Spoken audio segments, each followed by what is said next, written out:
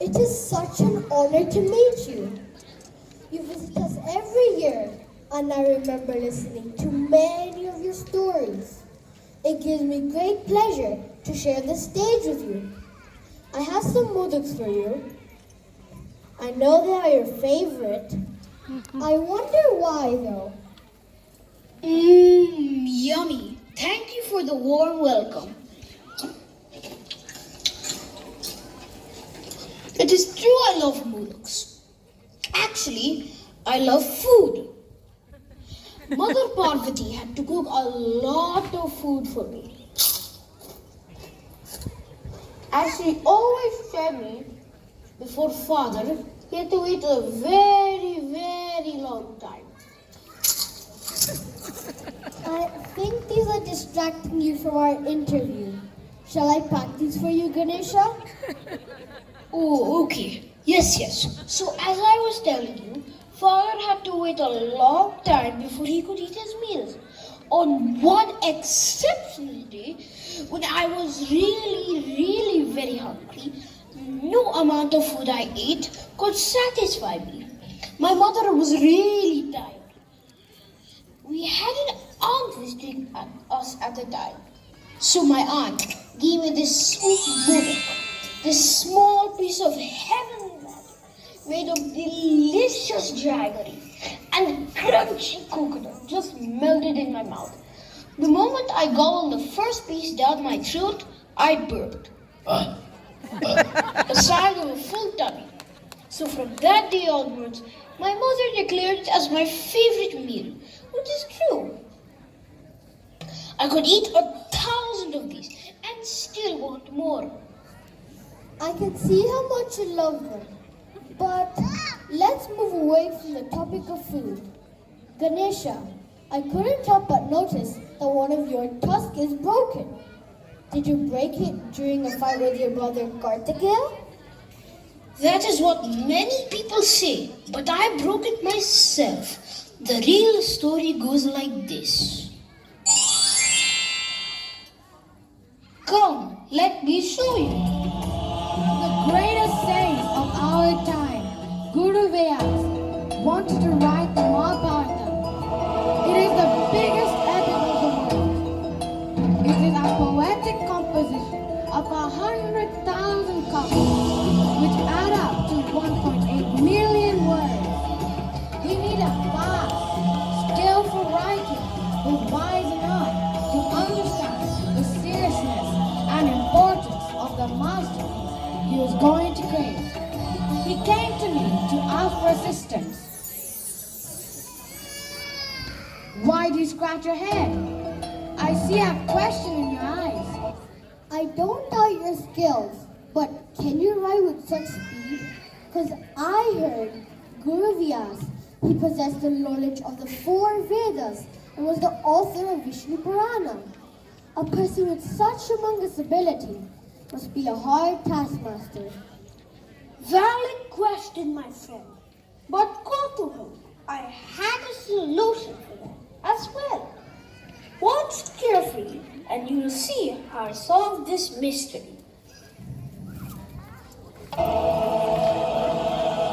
knew this at the time when you told me that Guru Vyas was very gifted.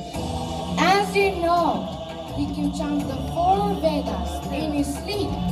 One of his first instructions was, Ganesha, you must write very fast and match my speed of speaking.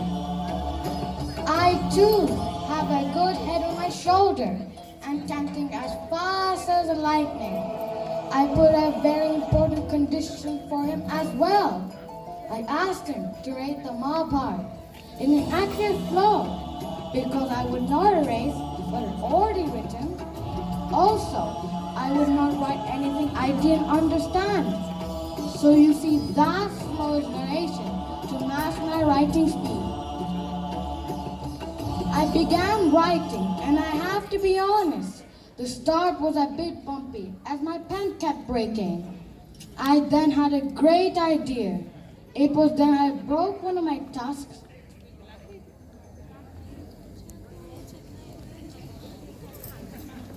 and used it as a pen to write the Mahabharata.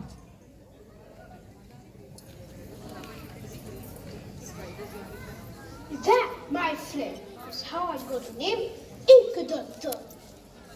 Cool, but aren't you called Ganpati? Kartu.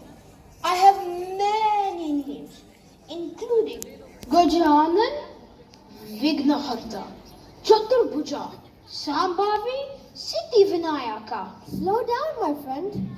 How come so many names? My names represent various qualities. These names are not just earned, but I have to live up to them. Really? Why are you so surprised? Didn't you observe that even in today's world, just barely getting a job is not enough? One needs to be dedicated and hardworking to keep the job. Your parents are doing it. The same applies to the names I have earned or the qualities I am known for. Excellence is not a goal, but a journey. Very true. My next question comes from the audience. How come you have a mouse as a pet? You know, it's really strange that Harry Potter is never questioned about his pet, but I am. Well, you see... Don't worry, I am just pulling your leg. You see, centuries ago, I fought a demon that was possessed by vanity and a massive ego. The fight was ruthless and dead. And just when I was about to kill him, he transformed himself into a mouse and fell on my feet. I then made him my pet. Taming and controlling your ego and false pride is very important. These are like hurdles, you see, which I transformed into a strength. But how? You know, my pet, Musa, has an exceptional quality.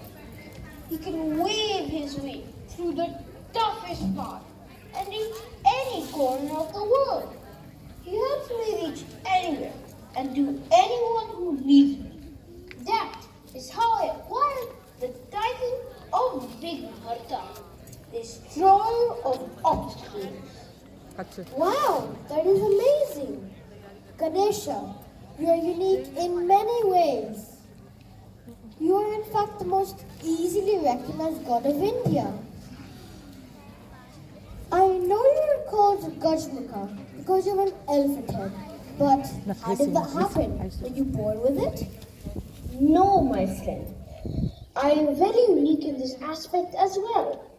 I was not born, rather created, especially by my mother. Really? Created? I'm confused. How? Come, Kotwal, my friend. I'll show you.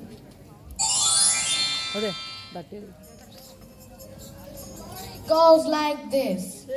My mother is Parvati, as you know. She is the goddess of energy or Shakti. My father, Shiva, spent days traveling the mountains, fighting demons or meditating, sometimes lost in a spiritual trance. She was often alone and felt the need to have a guardian angel. Once, when my father was away, she created me with a turmeric paste that she took from her own body and gave me a form of a little boy. She then breathed life into me. I was thus created especially to protect her.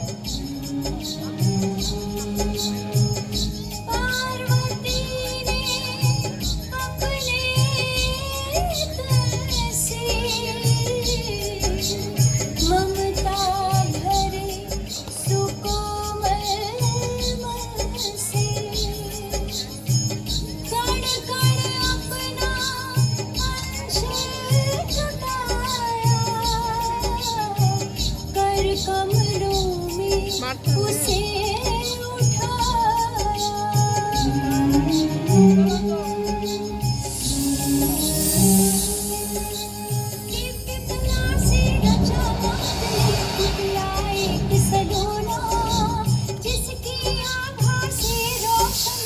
विश्व बचाया भोला चमत्कार से ममता मई ने फूकी उसमें जान मंद मंद मुस्काते आए Shri Ganesh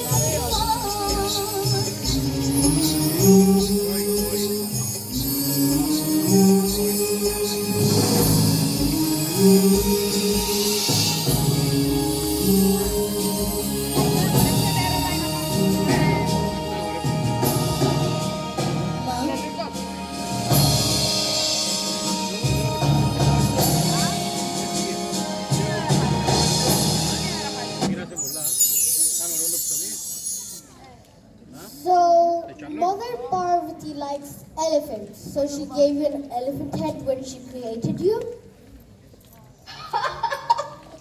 No, Kartika, my friend. You see, my father Shiva, the great yogi, was not aware of my existence. Neither I his. One day, when my mom was bathing, she asked me to guard the home and not let anyone inside. I got to work immediately. Suddenly, I saw this huge, graceful, towering elephant trying to come into the house. I stopped him instantly.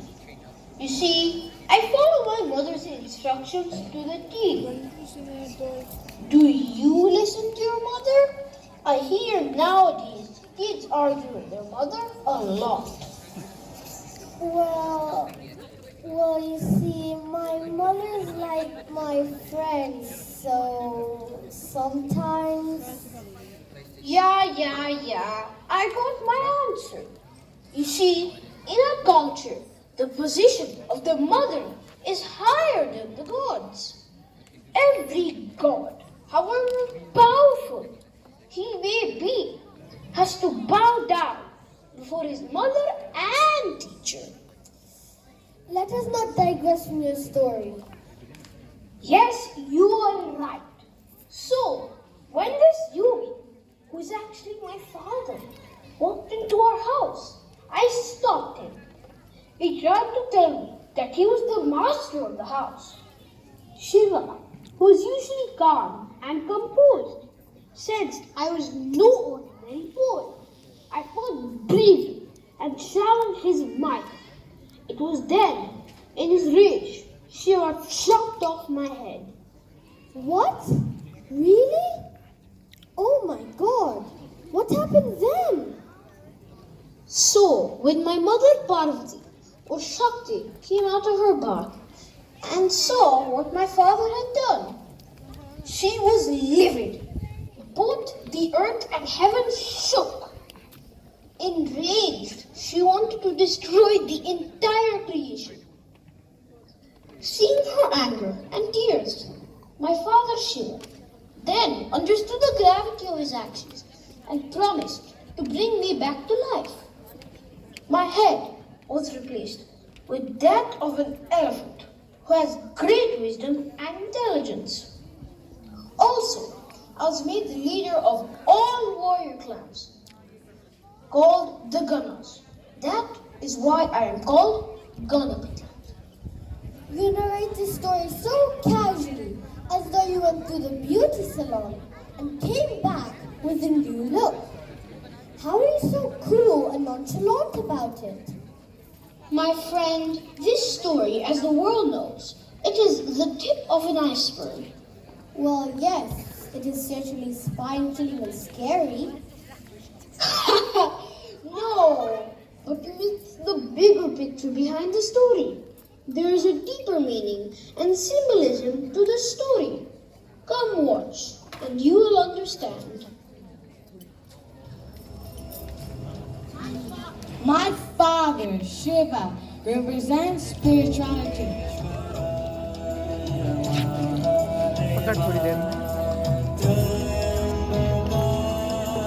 And my mother, Parvati, or Shakti, is a symbol of energy and potential, or skill.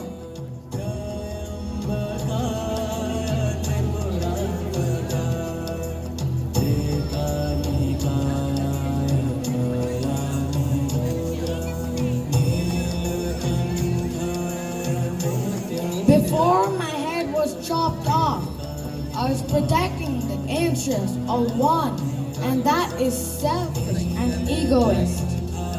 The limited perspective and ego was chopped off and replaced with a broader vision.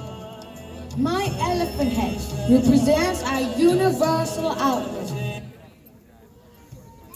Wait a minute. How is protecting one's interest selfish and egoistic? You see, Caldwell, human beings have the power to change the world, the potential to benefit many people, and the strength to uplift the lives of anyone in pain, not just their own. Resources should be channelized to create beautiful things for everyone, not just. Ooh la la. That was a bit too philosophical for me. I'm not sure I understood everything. Kotu, the world today is very tech-savvy, and I see a lot of IT guys and geeks in the crowd. So let me explain it in the language you can relate to. What is the difference between intranet and internet? Well, intranet help a few people connect within an area or organization, while internet reaches the whole world. Oh, now I get it. We humans need to change the router within us and connect with everybody in the world. Cool. But what if there's a virus attack? Won't we be corrupted or destroyed? Spirituality comes with an inbuilt antivirus. You see, when situations get tough, one may get slower because of the challenges around. But spirituality always protects your path, and Shakti gives you the energy to move ahead patiently. Now I understand it. Sometimes it is better to see beyond the situation, and there are many layers to a story. We shouldn't jump to conclusions. After all that, Ganesha, I have one question troubling me a lot. You said you were called Vignaharta, destroyer of problems. How come we didn't remove the problem of COVID? There are many problems and misery because of it. My friend, humans have the most powerful tool in their hands. It is called karma. It is a combination of action and intention. If wrong decisions are taken, one needs to bear the consequences of their actions. But having said that, I was with all of you during this terrible crisis. But I didn't see you anywhere, Ganesha. Yummy. Thank you for the warm welcome.